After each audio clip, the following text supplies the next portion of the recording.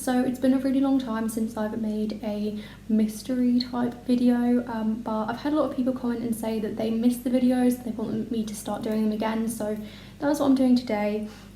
For this video I thought I'd go with a case that I am already interested in rather than finding one that is new to me. This is the case of the Chase family vault.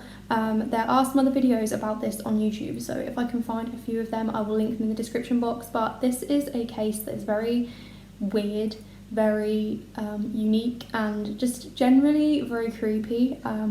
So yeah, let's get straight into it. So this weird event takes place in Christchurch in Barbados, and in the 18th century the Walrons, a very well-respected and rich family, made a tomb in this church and decided to obviously keep it as their family grave site. So in 1807, one family member we do know that was interred there was Thomasina Goddard. As I said, she was buried there in 1807, and she is one of the known family members from that family that were buried at that time. So a year later, another family from the same or a similar area, who were also slave owners and plant owners, the Chase family took over the vault in order to bury two of their young daughters. They were buried in 1808 and 1812, I believe, and I believe they died from, or they were officially seen as dying from regular illnesses, but yeah, they were both very young and they were buried in 1808 and 1812. So then in 1812, a few months later, after the second daughter was buried, the father actually died, and there is speculation that the father had committed suicide through guilt from actually abusing his daughters. I don't think any of this was ever proved, I'm not quite sure, but the father died a few months after his second daughter was buried, and he then obviously died, and they took his body to be interred in this tomb as well. But when the tomb was finally opened, they realised that both the girls' coffins were actually upside down, stood on end, and there was absolutely no sign of a break-in or any evidence that someone had been inside the tomb and moved these coffins. They just happened to be upside down and stood upright at the back of the tomb, and there was no sign of foul play. So then again in 1816, another relative, a young boy this time, was also taken to be buried in this, or interred in this tomb. But again, when they opened it, all of the coffins had again been dismantled and moved around, apart from the original woman, the Thomasina Goddard's coffin was never found to be moved or tampered with. It was always exactly where it had been placed originally, and it was just the Chase family's coffins that had been rearranged and moved and upended and turned upside down, and just generally weird goings on with these coffins that nobody could ever really explain. They had people go in and check that nobody had been breaking into this. They had a lot of evidence that nobody had gone into this tomb, but everything had been moved. Another fact that I think is worth mentioning at this point is that Thomas, the father, his coffin actually took 8 people to move it and place it inside the tomb. He was not a easy coffin to maneuver, but when the young boy was placed inside the tomb, Thomas's coffin was upright, leaning against the wall as if someone had literally tipped it, which obviously would have taken many people to break in and move this coffin.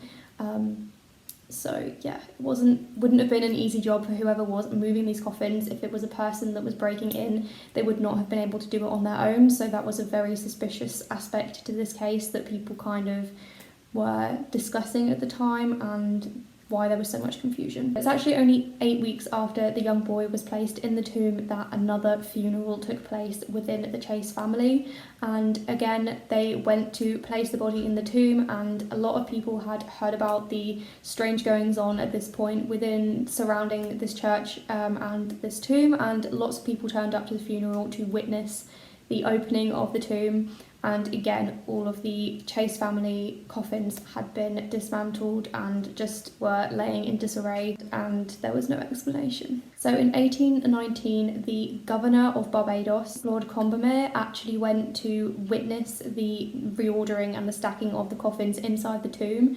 Obviously it was a great scandal. There was a lot of people discussing it. There was a lot of speculation and distrust around this family tomb and what was happening. So he actually went to witness the reordering and the stacking of the coffins to make sure that it was being done properly and it wasn't being faked. So Lord Combermere actually had seals placed around the door to the tomb. Obviously it was all made of stone, but he had these seals placed on there as a kind of precautionary effort and to try and stop people from breaking in and, you know, messing around with these coffins.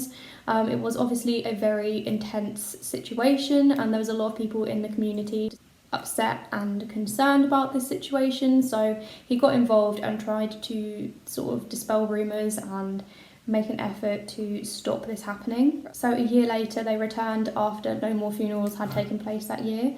My dog is snoring, I don't know if you can hear her. So yeah, a year later they went back to check on the coffins in the tomb. Nobody in the family had died that year, so they had not checked it up until that point. All of the seals were intact. There was no outward like deterioration or damage to the tomb or the coffins. Everything looked perfect. So they opened it up, and when they looked inside, all of the coffins were in total disarray again. They had been damaged, they had been dismantled again and moved around and tipped over, and all of them were in this state apart from Thomasina Goddard's coffin, which was now crumbling as it was a wooden coffin.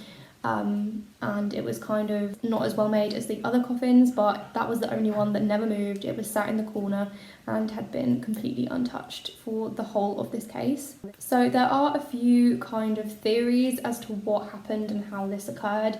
One theory is that the slaves owned by these families were doing this to kind of take revenge and dishonour the resting bodies of these families that had been keeping them as slaves. But again, there's not a lot of evidence for this, and it would have been extremely difficult for even a group of slaves to break into this tomb, move all the coffins around on their own. As I said, it took 8 people to move just one of the coffins, so to be able to break in, move all the coffins that quickly and leave without leaving a single trace is just very unbelievable, and a lot of people think this is just kind of so unlikely it's not even worth considering. The other theory that has really been put forward that is kind of a popular theory rather than like people's general thoughts is that it was an earthquake that was to blame, but again this is kind of seen as unbelievable because there are a lot of tombs around this one Chase family tomb that had no ill effects. Nothing happened to any of the other graves or tombs, and obviously if there was an earthquake people would know about it and other tombs would have been affected. It would not have just been this one Chase family tomb that was negatively impacted by this earthquake, so that was also sort of discounted and seen as a bit of an unlikely answer to this question. Other natural disasters or natural causes that are thought to be the reason that these coffins were moving, one is that there was natural gas that was moving them, another is that there were floods and the floods moved these coffins, but again they were very heavy coffins. They were made of lead, so to move these multiple coffins, even a flood would have been quite unbelievable to do this, and again it would have probably done the same thing to other tombs if it was extreme flooding and nothing had happened to any of the other tombs in this setting. So obviously the other more popular and more highly discussed theories are paranormal. There is suggestions that it was just the spirits of the other people buried in this like graveyard in this churchyard that were going in and moving them because there was so much attention on it. There's also the theory that the Mrs. Goddard, the woman who was also buried there, that there was tension between her and the family and that their spirits were doing it. There's a lot of paranormal theories and conspiracies around how this situation was occurring. So if you guys have any theories, any thoughts of your own, any ideas, let me know in the comments because I'd love to know.